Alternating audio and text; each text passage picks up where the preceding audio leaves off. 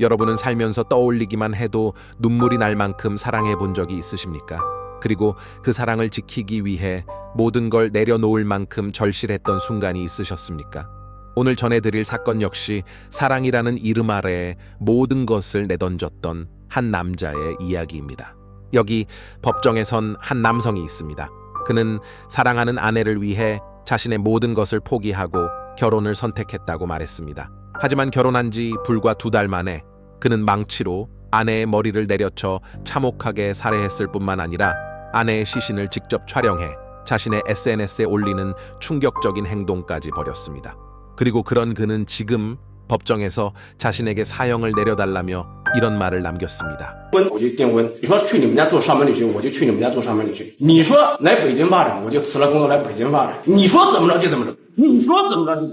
그렇다면 아내는 남편에게 도대체 어떤 상처를 남겼기에 그토록 사랑했던 아내를 이렇게 끔찍하게 살해했던 걸까요? 그럼 지금부터 오늘의 사건인 결혼 2달 만에 아내를 살해한 뒤 SNS에 시신 사진을 올린 남편을 다뤄보겠습니다. 2014년 4월 26일 중국 베이징, 그날 오전 9시경 SNS에 충격적인 사진 한 장이 올라왔습니다. 사진 속 장소는 차량 내부로 보였고 그 안에는 머리가 둔기에 의해 심하게 훼손된 여성의 모습이 그대로 담겨 있었습니다. 그리고 화면 한쪽에는 범행 당시 사용된 것으로 추정되는 망치가 놓여 있었습니다. 사진을 본 네티즌들은 즉시 경찰에 신고했고 경찰은 해당 게시물을 올린 계정의 신원을 추적하고 있었습니다. 그런데 바로 그때 경찰서 안으로 말끔한 정장을 입은 한 남성이 조용히 들어섰습니다. 그리고 잠시 후 입을 열더니 이렇게 말했습니다. 제가 방금 아내를 죽였습니다. 그리고 그 사진을 SNS에 올렸습니다. 어서 저를 체포하세요. 그리고 경찰이 아내를 살해했다고 자백한 남성의 신원을 확인한 결과 그는 당시 무직 상태였던 22살의 거이펑이었습니다. 그리고 그가 죽였다고 밝힌 여성은 같은 나이의 아내 천자오. 놀랍게도 두 사람은 결혼한 지 단 2달밖에 되지 않은 신혼부부였습니다. 경찰은 곧장 현장으로 출동했고 현장 확인 결과 거이펑이 경찰서에서 진술했던 범행 경위와 아내를 살해한 뒤 시신을 촬영해 SNS에 게시했다는 내용은 모두 사실로 확인됐습니다. 결혼 2달 만에 남편이 아내를 잔혹하게 살해한 뒤 그 시신을 SNS에 올린 이 끔찍한 사건은 삽시간에 전국으로 퍼졌고 이를 접한 네티즌들은 무조건 사형이다. 저건 정신병이 아니면 설명이 안 된다. 성격이 원래 이상한 사람 아니냐 등의 반응과 함께 거이펑을 향한 거센 비난과 극단적인 처벌을 요구하는 여론이 거세게 일었습니다. 하지만 한편에선 남편 거이펑이 왜 그런 선택을 했는지 사건의 배경을 먼저 살펴봐야 한다라는 목소리도 나왔습니다. 그리고 그런 가운데 예전에 거이펑과 함께 일했던 사람들, 또 오랫동안 알고 지냈던 지인들의 증언은 거이펑이 아내를 살해했다는 사실과는 전혀 어울리지 않는 말들이었습니다. 그는 원래 말수가 적고 남에게 해를 끼칠 줄도 모르는 조용한 사람이었습니다. 어떻게 그런 사람이 아내를 살해했는지 지금도 도무지 믿기지 않습니다. 이처럼 예상과는 다른 증언들이 이어지면서 사건은 점점 다른 시선에서 재조명되기 시작했습니다. 그렇다면 거이펑에게는 도대체 어떤 사연이 있었던 걸까요? 거이펑은 중국 안후이성의 한 시골 마을에서 태어났습니다. 부모님은 시골에서 농사를 지으며 근근히 생계를 이어갔고 그 역시 어린 시절부터 빠듯한 살림에 익숙해져 있었습니다. 형편이 넉넉하진 않았기에 거이펑은 중학교도 끝내 마치지 못한 채 어린 나이에 학업을 포기해야 했습니다. 하지만 그는 그런 현실에 무너지지 않았습니다.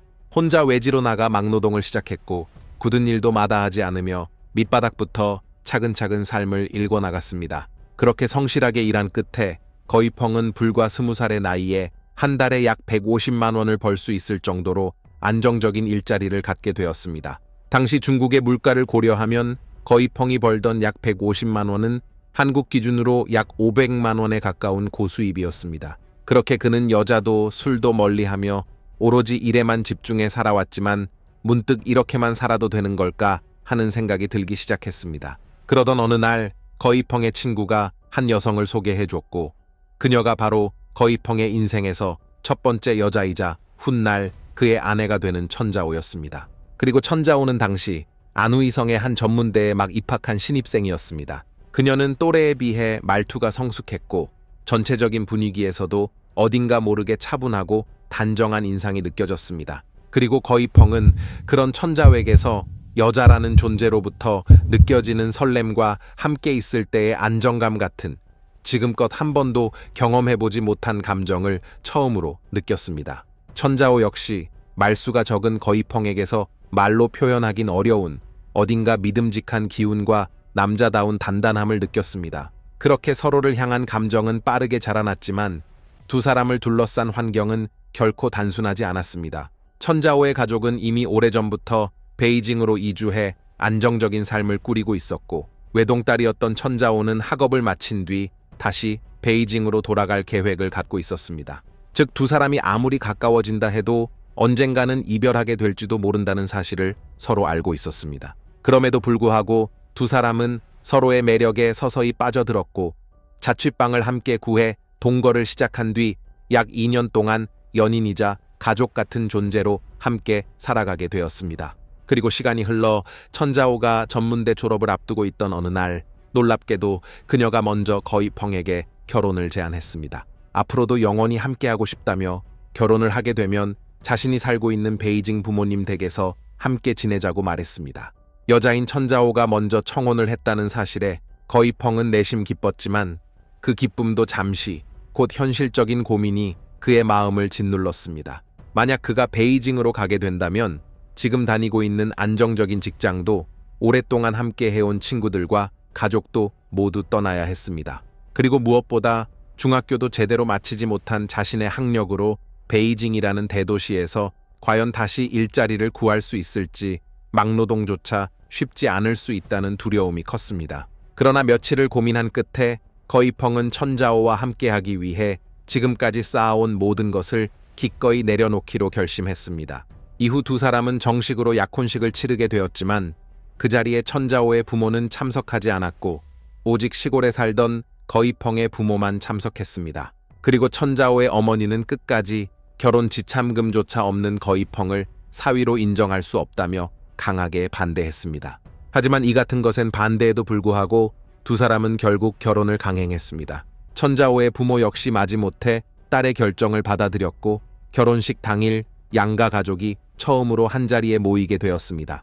그런데 식장 분위기는 처음부터 심상치 않았습니다. 천자오의 어머니는 거이펑의 부모를 향해 말끝마다 비아냥을 섞었고 어디 시골에서 논이나 일구던 분들이 결혼식은 처음인가 보네? 라며 무례한 발언도 서슴지 않았습니다. 그리곤 거이펑을 향해서도 이렇게 말했습니다. 너처럼 초등학교도 겨우 졸업한 네가 우리 딸하고 결혼을 하겠다고? 집은 있니? 차는? 지참금은 제대로 준비는 했니? 그리고 그날 이후 거이펑은 아내와 함께 베이징 집에서 장인, 장모와 생활하게 되었지만 매 순간 눈치를 보게 되었고 사소한 말 한마디에도 갈등이 반복됐습니다. 이에 집안의 분위기는 점점 더 불편해졌습니다. 그래서 아내를 곤란하게 만들고 싶지 않았던 거이펑은 조심스럽게 아내에게 안후이로 돌아가 다시 시작하자고 제안했습니다. 하지만 천자오는 단호했습니다. 그녀는 다시 돌아간다면 갈 곳은 오직 베이징뿐이라며 자신의 입장을 굽히지 않았습니다. 그렇게 시간이 흐를수록 천자오는 자신의 부모와의 갈등을 해결하려 하기보다는 늘 피하려는 남편의 태도에 지쳐갔고 점점 그에 대한 실망감도 커져만 갔습니다. 그리고 거이펑 역시 베이징에서의 삶이 자신에게 얼마나 큰 고통과 압박이었는지를 이렇게 털어놓았습니다. 然后来到北京工作以后，这种工作压力比带来的特别大。每天我得花个4、5个小时在地铁上，适应不了这种。而且我赚的钱，我觉得我在别的城市吧，我一个月赚个7、8千块钱吧，够我花，还有的存。但是我在这个城市，我一个月赚个什么5、6千块，还得跟别人当花把子一样。 그는 그 과정을 거치며 자신이 끌려다니는 사람처럼 느껴졌고 점차 자존감마저 무너졌다고 털어놓았습니다. 반면 아내는 전문대를 졸업한 뒤 베이징에 오자마자 비교적 안정적인 일자리를 얻었습니다.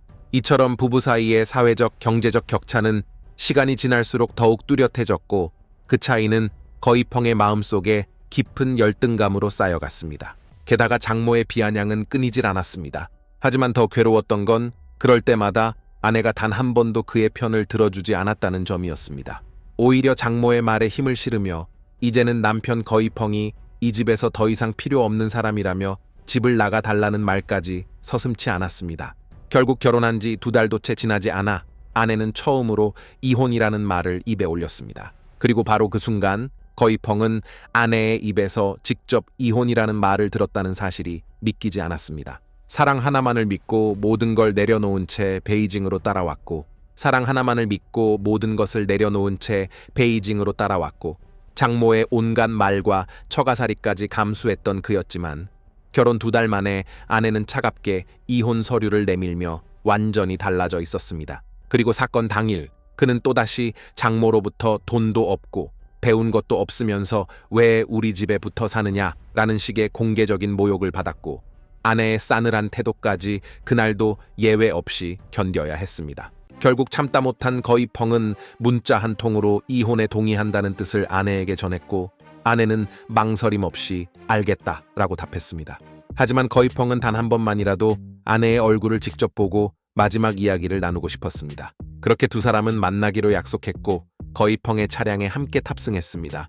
아내는 자리에 앉자마자 미리 준비해온 이혼 서류를 꺼내 보였고, 그 순간 거이펑은 아내와의 관계에서 주도권이 비로소 자신에게 넘어왔다는 느낌을 받았다고 진술했습니다. 그동안 그는 늘 참고 고개를 숙인 채 아내에게 매달리는 입장이었지만 이제는 아내가 오히려 결정을 요구하는 쪽에 서 있다는 사실을 처음으로 인식하게 됐다는 것이었습니다.